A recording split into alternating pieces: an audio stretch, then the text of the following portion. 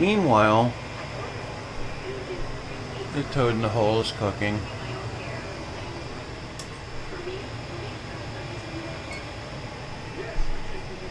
As we can see in here.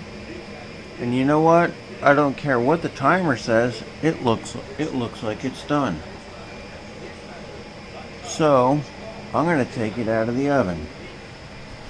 But since it's 250 degrees, I'm not going to grab it with my bare hands because that would be stupid. Come on over here.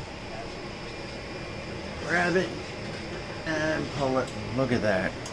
Nice golden brown. I'm going to put that up here and close the lid.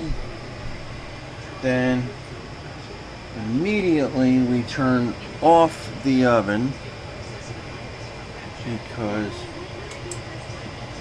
that's the electric bell and it's mahal kaayo. Nice golden brown.